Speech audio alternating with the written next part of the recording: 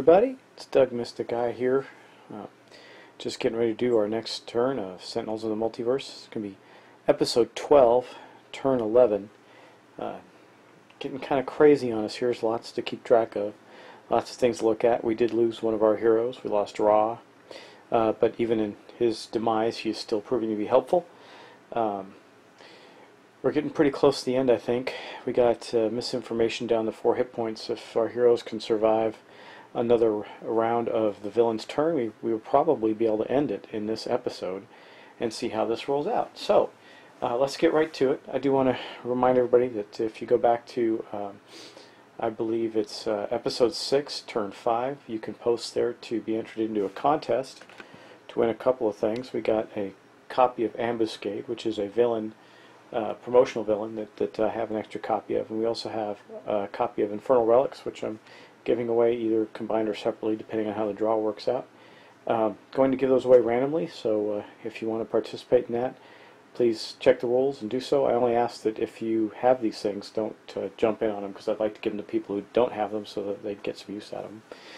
But, by the way guys, sorry, it's a terrible season for allergies here in Austin, and I am suffering from allergies. But regardless of that, having fun playing Sentinels of the Multiverse.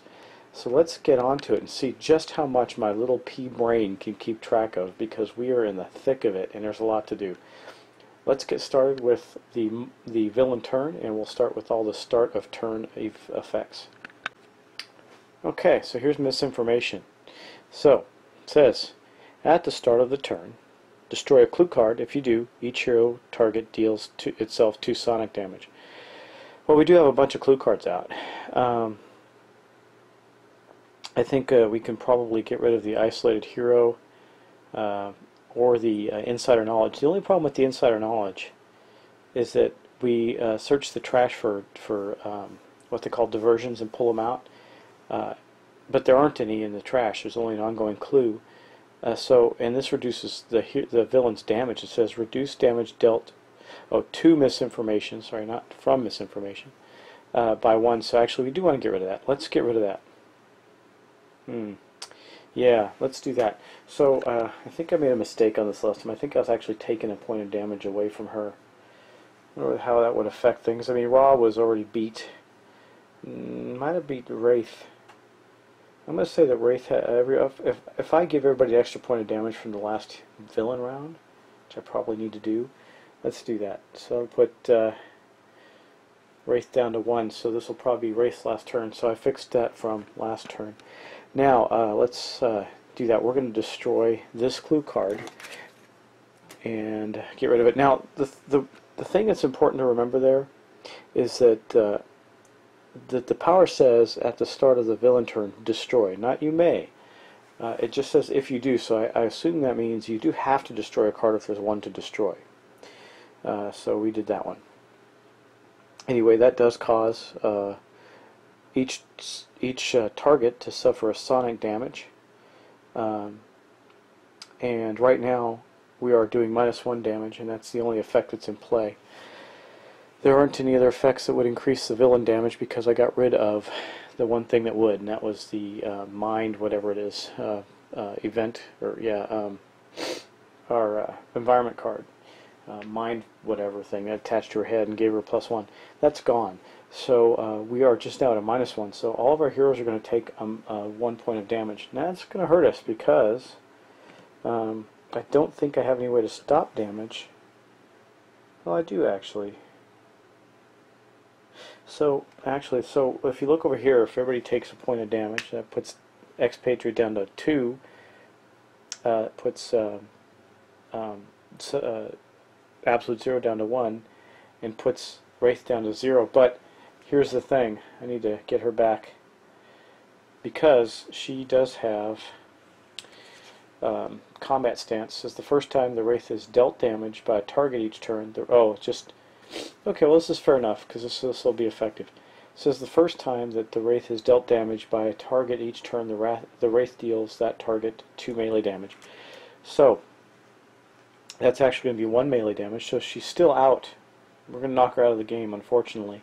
But in doing so, we are going to do a point of damage to misinformation.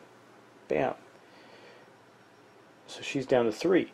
Now, there's another effect that says the first time a hero deals damage to misinformation, each turn she deals that target hero -2 psychic damage. So the Wraith took one for the team. Basically, misinformation did extra damage for her. She was the first one to do damage to her as a hero. But then we are unfortunately going to flip her over and end her turn. Now remember, this is the beginning of turn effects for the villain. So here's what we have. We get the flip Wraith over. It says so her powers now are: one player draws one card now. This is during Wraith's turn. Destroy one environment card or put one ongoing card on the top of its associated deck. That could be an environment card, a hero card, or a villain card. So let's go on to other start of turn effects that come into play here with the villain. Now, I don't think there are any. So the diversions at the end. Oh, wait, here we go. Conceal betrayal.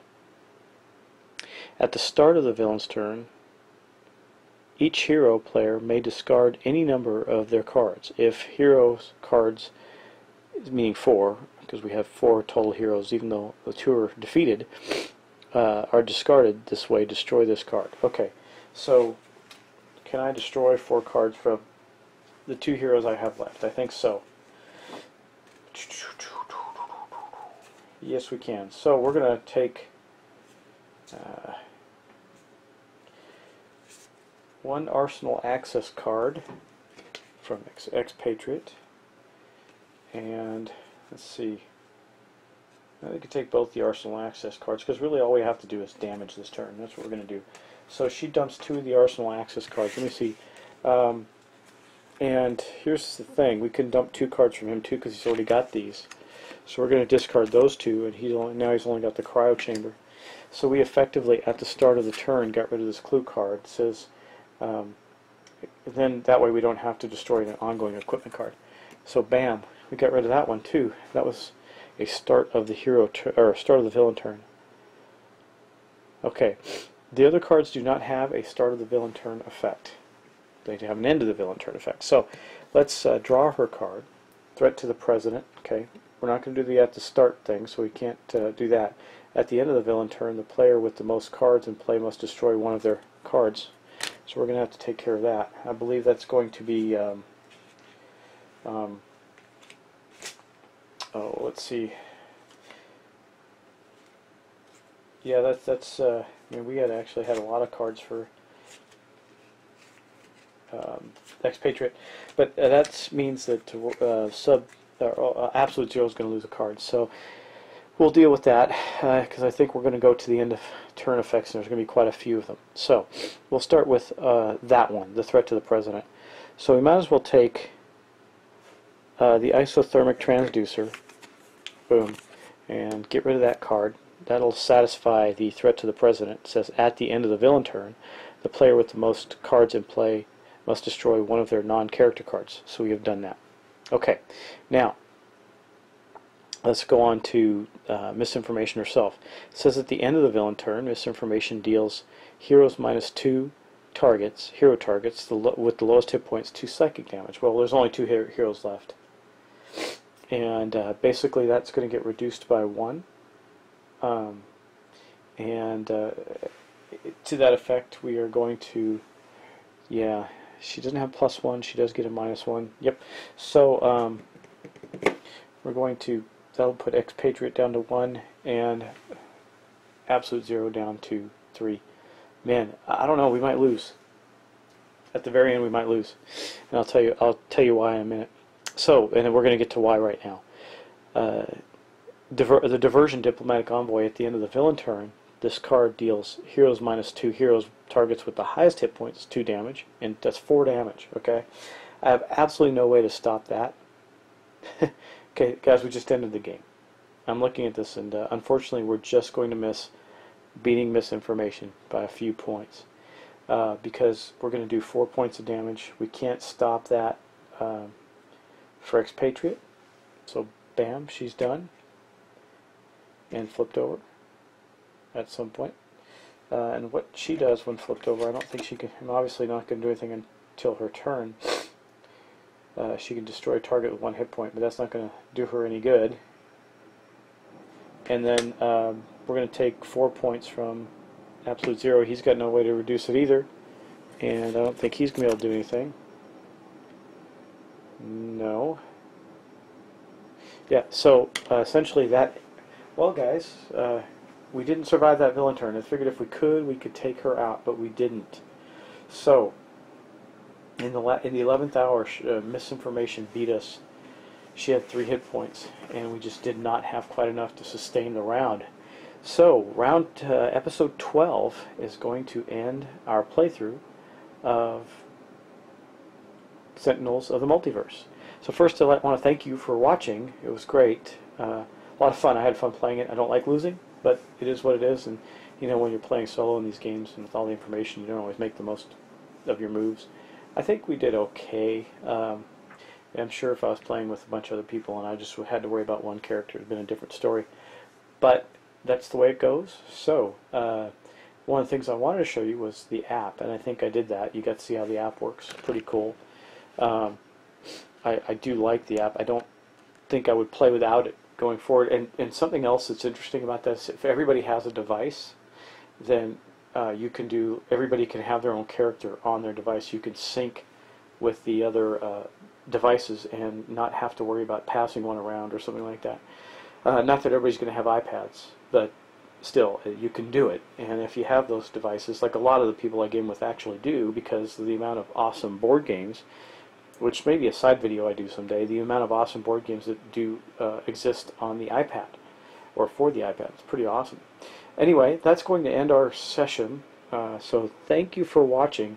After I turn this off, I'm just going to run through things, double check to make sure I didn't make a critical error that we could have survived, but I highly doubt it. So if that's the case, thanks again. Sorry for the short last episode. Very much appreciate you watching, and if you have any questions about the app or anything about the game, please don't hesitate to drop me a line and let me know. Thanks, and take care.